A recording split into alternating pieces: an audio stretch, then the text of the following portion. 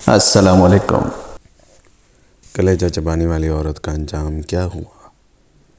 ابن جریر کی روایت ہے، فتح مکہ کے موقع پر عورتیں حضور صلی اللہ علیہ وآلہ وسلم کے پاس بیعت کے لیے حاضر ہوئی تھیں۔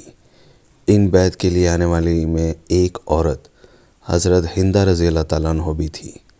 یہی وہ عورت ہندہ تھی جس نے کفر کے زمانے میں حضرت امیر حمزہ رضی اللہ تعالیٰ عنہ کی شہادت کے بعد نفرت میں ان کا سینہ نکال کر چبایا تھا۔ اسی وجہ سے وہ اس حالت میں آئی تھی کہ کوئی انہیں پہچان نہ سکے۔ پھر اس دوران نبی آخر الزماں حضرت محمد صلی اللہ علیہ وآلہ وسلم نے حضرت عمر رضی اللہ تعالیٰ عنہ کو حکم دیا کہ انہیں کہیں کہ وہ اس بات پر بیعت کریں کہ وہ اللہ کے ساتھ کسی کو شریک نہ ٹھہرائیں گی۔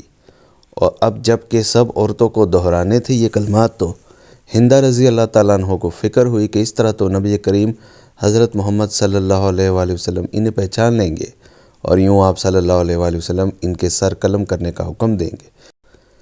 لیکن آخر کار انہیں بولنا ہی پڑا۔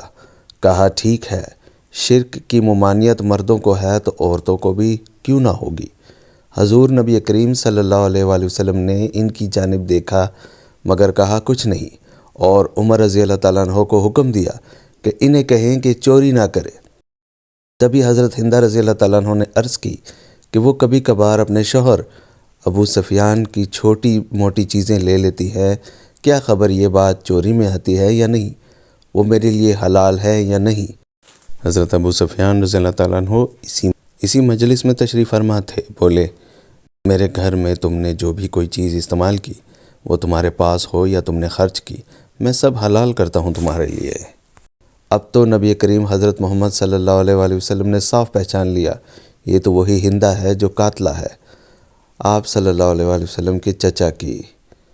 آپ صلی اللہ علیہ وآلہ وسلم نے انہیں اس حالت میں دیکھا تو تبسم فرمایا اور انہیں اپنے پاس بلا کر پوچھا کہ تم وہی ہندہ ہو؟ ہندہ رضی اللہ تعالیٰ عنہ گھبرائے ہوئے لہجے میں بولی، جی میں وہی ہندہ ہوں، آپ صلی اللہ علیہ وآلہ وسلم سے معافی کی طلبگار ہوں۔ تبھی آپ صلی اللہ علیہ وآلہ وسلم مسکرائے اور فرمایا، جاؤ آج تمہیں معاف کیا۔